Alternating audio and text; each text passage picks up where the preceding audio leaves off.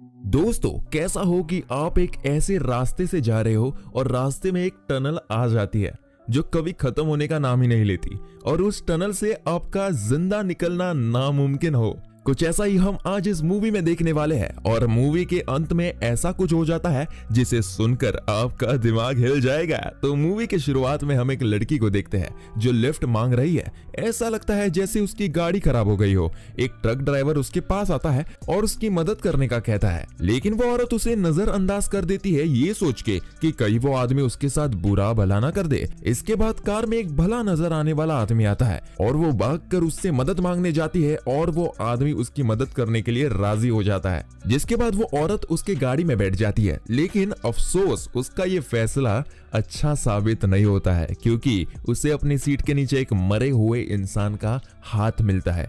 ये जानने के बाद वो घबराने लगती है। तब उस आदमी को एहसास हुआ कि उसे इसके बारे में पता चल गया है, इसलिए उसने कार रोक दी और उसे अपने हथियार से मार डाला। दरअसल वो एक साइको किलर था जो लोगों को बेरहमी तरीके से मारना पसंद करता था। सीन शिफ्ट हो जाता है और अगले दृश्य में हमें एक मिनी बस देखने को मिलती है। उस बस में एक वैंग नाम का शख्स है जो कि एक इंश्योरेंस एजेंट होता है। ड्राइवर टोनी सबको बताता है कि कुछ दिन पहले इसी जगह से एक औरत लापता हो गई थी। इसी दौरान रेडियो पर एक ऐलान सबको सुनाई देता है, एक हादसा हुआ है जिसके वजह से कई सड़कें बंद हो गई है। यात्रियों में से एक शख्स जिसका नाम ली है, वो कहता है कि उसे अपने काम पर वक्त पर पहुंचना है, जिस पर ड्राइवर टोनी कहता है कि वो एक दूसरा रास्ता जानता है और सबकी मंजूरी के बाद ड्राइवर बस को उस रास्ते से ले जाता है। कुछ दूर चलने के बाद उनके रास्ते में एक सुनसान सुरंग आता है। वे लगातार आगे बढ़ रहे थे, तभी अचानक कहीं से एक आदमी आ जाता है और बस को रोक देता है। हर कोई घबरा जाता है कि वो अंधेरी सुरंग के बीच में क्या कर रहा है,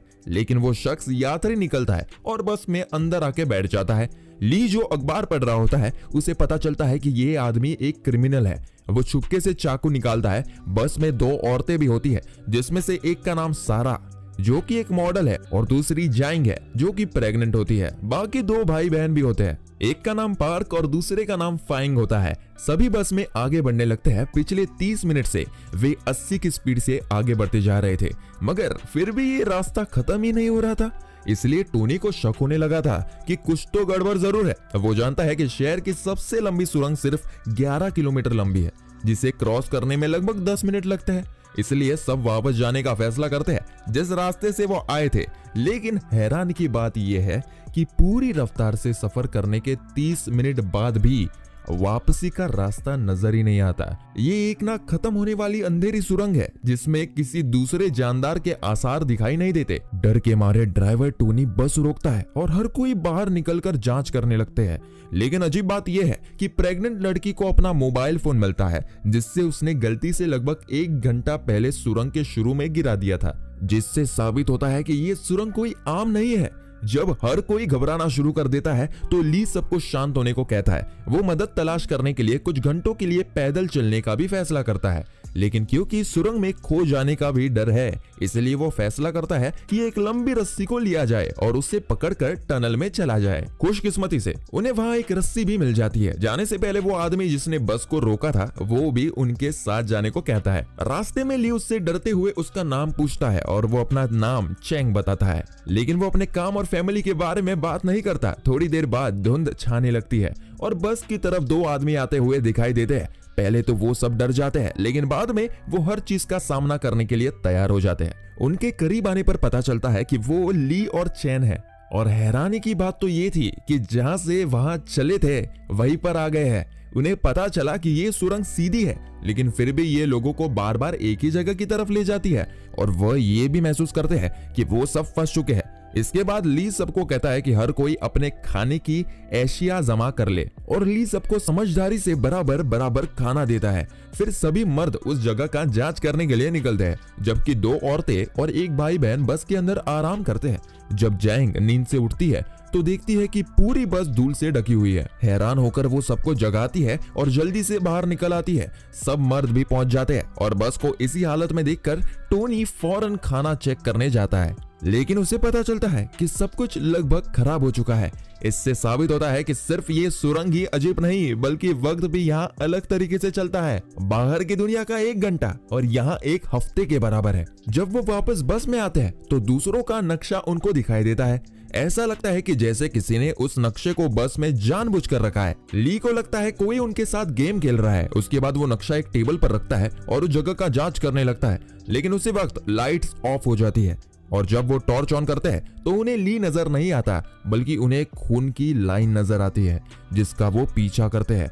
तो उन्हें पता चलता है कि ली को किसी ने मार डाला है। इसके बाद चैंग ग्रुप को लीड करता है और खून का पीछा करते हुए वो एक दीवार तक पहुंचते हैं जो उन्हें कमजोर दिखाई देती है। उसे तोड़ने पर वो एक अजीब कमरे में आते हैं जिसमें बहुत सी तस्वीरें और कटे हुए इंसानी हाथ मिलते हैं। और सबसे अजीब बात यह है कि उन्हें वहां एक और नक्शा मिलता है और उसे पता चलता है कि ये 6 अलग अलग सुरंगें हैं जो एक दूसरे से मिली हुई है। चेन कहता है कि यहाँ से निकलने के लिए हमें ये 6 सुरंग को क्रॉस करना होगा। वो ये भी कहता है कि इस खुफिया कमरे में एक और दरवाजा होगा जो दूसरी सुरंग की तरफ ले जाएगा। सब उस कमरे की तलाशी करना शुरू कर देते हैं। उन्हें एक अजीब कैलेंडर मिलता है जिसमें तमाम तारीखें 15 जुलाई को ही दिखाई देती है। चेंग को लगता है कि ये एक क्लू हो सकता है और जब वो कैलेंडर को दीवार से फाड़ता है तो लकड़ी का एक खुफिया दरवाजा खुलता है। सबके अंदर जाने के बाद कमरे में मौजूद टीवी एक औरत को दिखाना शुरू करता है जो एक कार में फंसी हुई थी। इसके बाद सब लोग दूसरी सुरंग में घुस जाते हैं, जिसमें अजीब बात तो ये है कि उनकी बस भी उसी जगह पर खड़ी है। वो हैरान होते हैं कि क्या वो उसी टनल पर पहुंच गए, लेकिन चेक करने पर उन्हें पता चलता है कि सुरंग वही है, लेकिन एक अलग टाइम जोन में है और तारों से लिपटी हुई है। खाने की तलाश में वो सब बस के अंदर चले जाते हैं। वहां उन्हें नूडल्स मिलता है। ड्राइवर टोनी को सीट पर एक बंदूक मिलती है और वो लालच में आ जाता है। टोनी सबको धमकी देता है कि सभी खाना मेरे हवाले कर दे। अपनी जान के डर से वो सब खाना उसे दे देते हैं। अब क्योंकि वक्त तेजी से आगे बढ़ रहा है, इसलिए उन सबको बहुत जल्द भूख लग जाती है और वो आहिस्ता आहिस्ता कमजोरी महसूस करने लगते हैं। थोड़ी देर बाद सारा भूख बर्दाश्त नहीं कर पाती, इसलिए वो टोनी के पास जाती है और नूडल्स के एक पैकेट के बदले वो अपना जिस्म बेचने के लिए तैयार हो जाती है और टोनी फौरन राजी हो जाता है। जब वो दोनों बिजी होते हैं तो वैंग चुप कर बस के अंदर जाता है और पैकेट उठा लेता है। उसी वक्त टोनी उसे पकड़ लेता है और उसे मारना शुरू कर देता है, लेकिन इससे पहले कि कोई उसे मारता, कोई टोनी को पीछे से वार करके मार देता है। जल्दी सब जमा हो जाते हैं और ये सब देखकर हैरान रह जाते हैं। वैंग को बहुत भूख लग रही होती है, इसलिए वो खाने की पैकेट की तलाश में बस के नीचे झुकता है तो उसे वहां एक गटर नजर आता है। सब मिलकर बस को धकेल देते हैं और उन्हें वो गटर का ढक्कन नजर आता है। सब उसमें घुस जाते हैं, जिसके बाद सभी एक और अजीब से दिखने वाले कमरे में पहुंच जाते हैं जिसमें कुछ अजीबोगरीब तस्वीरें और इंसानों के उंगलियां दिखाई देते हैं। टीवी पर दिखाया जाता है कि पहले की औरत को अब कार के अंदर पानी में डुबाया जा रहा है। सब उसको नजरअंदाज करते हैं और बाहर निकलने का रास्ता तलाश करते हैं। दोबारा वही कैलेंडर नजर आता है और उसे हटाने पर एक और खुफिया दरवाजा खुलता है। जल्दी हर कोई उसके अंदर चला जाता है और वो आखिरकार तीसरी सुरंग तक पहुंच जाते हैं। लेकिन हैरानी की बात तो ये है कि ये सुरंग पहले से ज्यादा गीली और गहरी है। बस भी वहां मौजूद है, लेकिन उसके अंदर चूहे और सांप मौजूद है। वैंग को एक बार फिर बहुत भूख लगती है, इसलिए वो वहां मौजूद बासी नूडल्स खा लेता है, जिसके बाद उसकी भूख और भी ज्यादा बढ़ने लगती है। वैंग की ये हालत देखने के बाद जेंग को तरस आता है और वो उसे बिस्किट देती है, लेकिन वैंग उससे पूरा पैकेट मांगता है। जब वो इनकार करती है तो वो बंदूक निकालता है और बंदूक की नोक पर सबका खाना चुरा लेता है। लेकिन इसके बाद भी उसकी भूख खत्म नहीं होती। वैंग कहता है कि जब भी किसकी मौत होती है उसके बाद ही उन्हें एक खुफिया रास्ता मिलता है। मतलब उन्हें वो दीवार मिली जब ली को मारा गया था और गटर का रास्ता तब मिला जब टोनी को मारा गया था। इसलिए वो बाकी बचे हुए लोगों में से एक को गोली मारने की धमकी देता है। चेंग उसे शांत करने की कोशिश करता है, लेकिन वो उसकी नहीं सुनता और जेंग को कहता है कि वो चेंग के कंधे पर गोली मारे। इसके बाद वो पार्क और फियंग के कमरे में ले जाता है और उन्हें मारना पीटना शुरू करता है। जब फियंग अपने भाई को बचाने की कोशिश करती है तो गुस्से में वो उस पर गोली मार के उसे मार देता है। पार्क अपनी बहन को धीरे धीरे मरते हुए देखता है। इस सब के बाद भी वैंग नहीं रुकता और सारा का गला दबाने की कोशिश करता है, लेकिन इससे पहले कि वो सारा की जान ले पाता, कोई उसके पीछे से आकर उसे ही जान से मार देता है। अब दो लोगों के मरने के बाद एक खुफिया रास्ता मिलता है जिसके जरिए वो चौथी सुरंग तक पहुंचते हैं। वहां पहुंचकर सारा और चैंग बस के आसपास देखने लगते हैं। उस जगह पर सारा को विजन्स आने लगते हैं और वो मरे हुए लोगों को देखने लगती है। वहां से डरकर बाहर निकलती है और उसे लाश पड़ी हुई नजर आती है। वहां उसे एक आईना दिखाई देता है और जैसे ही वो उसे देखती है कोई पीछे से आके उसे खत्म कर देता है। चैंग इसके बाद जेंग के पास वापस आता है जिसने एक बच्चे को जन्म दिया है। बाकी बचे हुए 3 लोग आगे बढ़ते हैं, लेकिन रास्ते में पता चलता है कि छोटा बच्चा मर चुका है।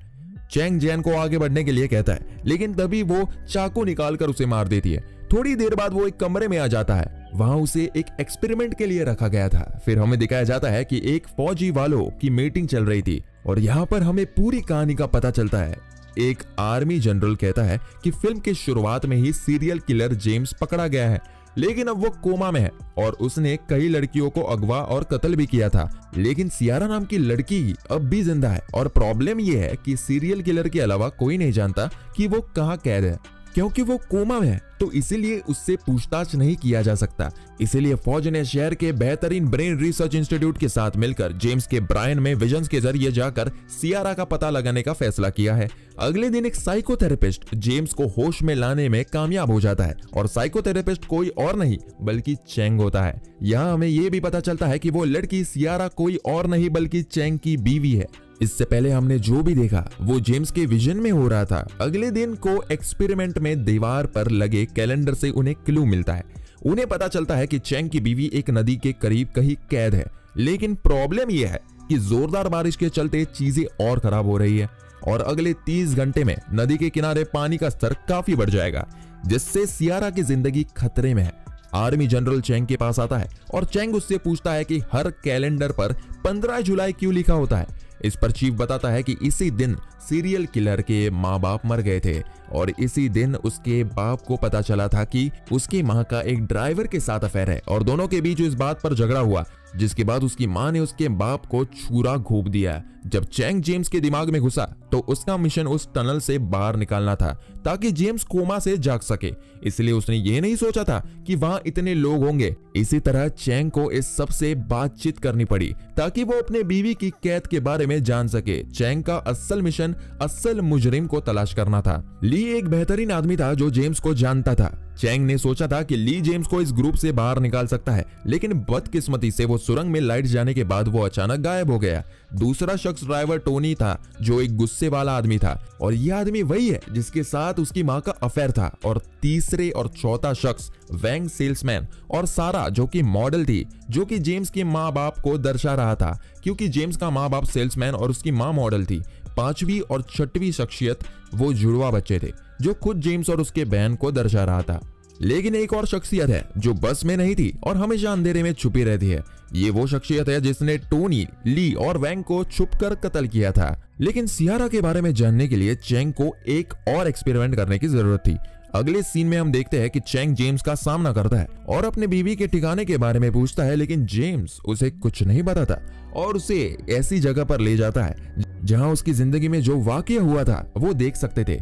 चैंग पार्क का सामना करता है जो जेम्स की सबसे कमजोर शख्सियत है। चैंग उसे अपनी बीवी के बारे में पूछने की कोशिश करता है, लेकिन उसके जुड़वा बहन फियंग उसे रोकती है। इसके बाद चैंग एक सिनेमा हॉल में पहुंचता है जहां उसका सामना सुरंग के अंदर होने वाले अलग अलग कत्लों के पीछे असल आदमी से होता है और उसे पता चलता है कि ये बल्कि कोई और नहीं बल्कि खुद चैंग है। और हमें ये भी पता चलता है कि जेम्स इतना बुरा है कि जो उसे देखता है वो भी सीरियल किलर की तरह सोचने लगता है। बुरा चैंग नहीं चाहता है कि सियारा को बचाया जाए, इसलिए उसने सुरंग के अंदर मौजूद सब लोगों को एक एक करके मार डाला और साथ ही छोटे बच्चे को भी।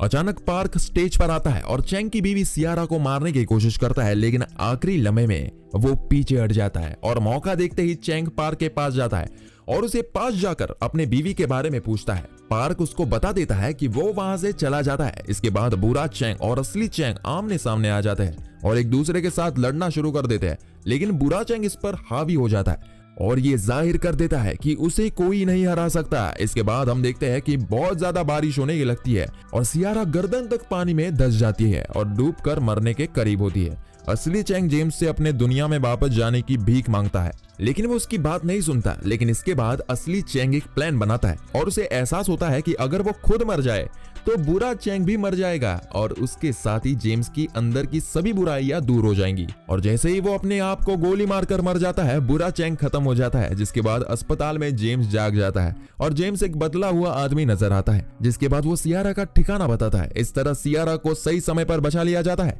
लेकिन फिल्म के अंत में हम चैंग को ना खत्म होने वाले टनल में घूमता हुआ देखते हैं और हमें यह पता चलता है कि वो कभी वापस से नहीं आ सकता।